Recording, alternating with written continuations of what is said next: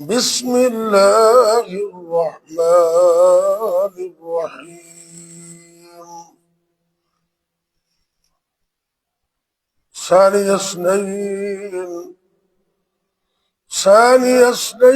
إذ هما في الغار إذ يقول لصاحبه لا تحزن إن الله معنا. سورہ توبہ رقم السورہ 90 ورقم الآیہ 40، 10واں پارہ ہے سورہ توبہ اور اس کی آیت نمبر 40 ہے۔ اس کے کچھ حصے میں اللہ رب العزت نے اپنے محبوب پیغمبر حضرت محمد کریم صلی اللہ علیہ وسلم اور ان کے یار غار جناب صدیق اکبر رضی اللہ تعالی عنہ کا ذکر خیر فرمایا۔ پورے قرآن میں لفظ صحابی کے نام سے صرف آپ کا ذکر ہے، حضرت ابو بکر صدیق کا رضی اللہ تعالی، اور پورے قرآن میں نام لے کر ایک صحابی کا ذکر ہے، حضرت زید رضی اللہ تعالی، لیکن لفظ صحابی کے ساتھ صرف ایک صحابی ہے جن کا نام ہے حضرت ابو بکر صدیق رضی اللہ تعالی۔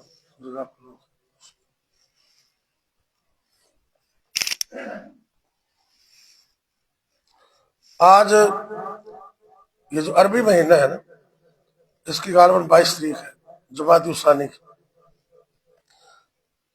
23 جمادی الثانی 13 ہجری کو آپ کے یار غار دنیا سے چلے گئے۔ 63 سال عمر پاک ہے۔ جتنی عمر نبی پاک کی تھی اتنی عمر جناب صدیق اکبر نے پائی رضی اللہ تعالیٰ۔ معاشرے کی بدبختی یہ ہے کہ آج 14ویں 15ویں صدی میں بھی ایسے بدبخت موجود ہیں، اور پاکستان جیسے ملک کے اندر ہو سکتا آپ نے بھی فیس بک میں پڑھا ہو، ایک بدبخت، بدتینت، بدتمیز اور بدماش قسم کا بندہ جس نے یہ کہہ دیا کہ ابو بکر پر بھی لعنت، عمر پر بھی لعنت، عثمان پر بھی لعنت، علی پر، 2-3 صحابہ کا نام لے کر لعنت کر رہے ہیں۔ ایسا بدبخت آدمی ہے۔ اور بقول علامہ احسان ظہیر شہید رحمۃ اللہ علیہ، اگر اس دنیا کے اندر ابو بکر رضی اللہ تعالیٰ عنہ مومن نہیں ہے تو پھر دنیا ہستی میں مومن ہے کون؟ جو پوری کائنات میں نبیوں کے بعد سب سے افضل ہے، اور نبی کریم صلی اللہ علیہ وسلم کا چولی دامن کا ساتھ ہے، ڈے 1 سے لے کر، پہلے دن سے لے کر آخر تک، اور آج قبر میں بھی نبی کے ساتھ لیٹے ہوئے ہیں، اور کل قیامت میں انشاءاللہ آپ کے ساتھ اٹھیں۔ امام قرطبی رحمۃ اللہ علیہ نے لکھا ہے کہ حوض کوثر کے 4 کنارے ہوں گے۔ اللہ مجھے اور آپ کو حوض کوثر نصیب کرے۔ فجر کا وقت آمین دل سے کہہ دیجیے۔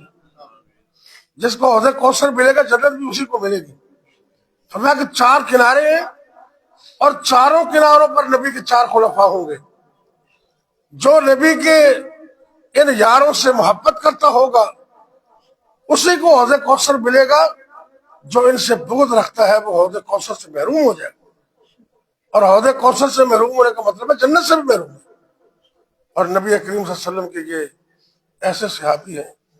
آپ سرکار نے ایک دن کہا کہ سب سے زیادہ احسان مجھ پر ابو بکر کے، اتنا احسان کسی کے نہیں۔ ایک حدیث میں تو آپ نے فرمایا کہ جتنے لوگوں نے مجھ پر احسان کیا میں نے سب کا بدلہ چکا دیا، لیکن اے ابو بکر رضی اللہ تعالیٰ عنہ، آپ کے اتنے احسان ہیں کہ تمہارے احسانوں کا بدلہ اللہ ہی تمہیں دے گا۔ اللہ اکبر۔ اور یہاں ترجمہ بھی ذرا سن لیں۔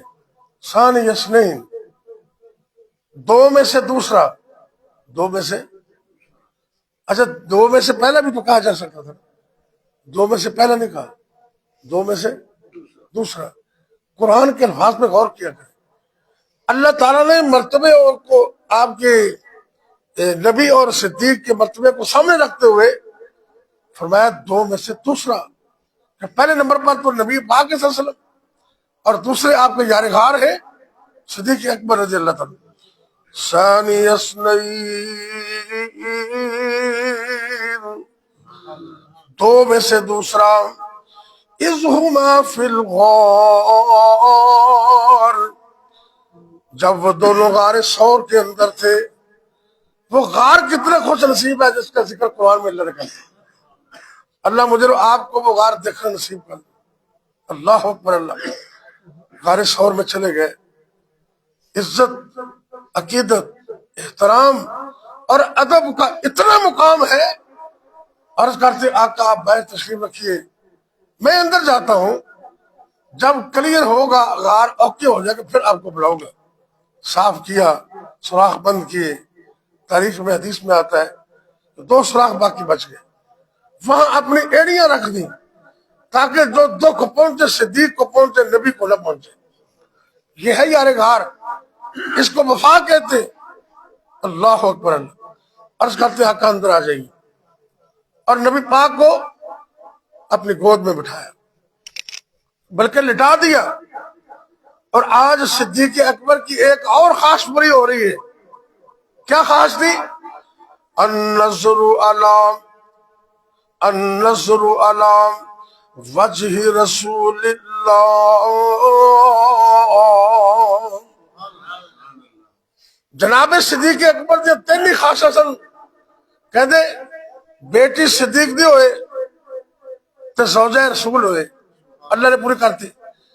تے مال صدیق اکبر کا ہوئے تو اللہ نے رسول خرچ کرا، وہ بھی اللہ نے پوری کرتی.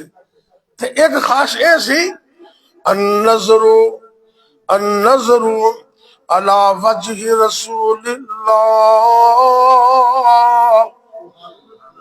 نظر صدیق دی ہوئے تے مکھڑا مصطفیٰ ہوئے. تو میں ویندا ہی رہا اج رب نے بے عینی ہی خواہش پوری کر دیتی. غار دے اندر نبی پاک نے اور صدیق اکبر نے، اللہ نے جناب صدیق دی گود نو نبی دا بستر بنا دیا. انج کر کے نا سرکار دے بکھڑے نو تک رہے. اللہ چلو خواب سے سانو نبی پاک دی زیارت کروا دے. آمین تو کہہ دو. خواب تو زیارت ہو سکتی ہے نا، لیکن اگر بندہ سگرٹ پیندا ہے یا حقہ پیندا ہے وہ بارے میں کچھ نہیں کہہ سکتا، کیونکہ آپ انہوں پسند نہیں سن کرتے. اگر عادت بن گئی ہے تو دعا کرو اللہ چھڈن دی توفیق دے. 5 وقت دی نماز پابندی نہ پڑھو.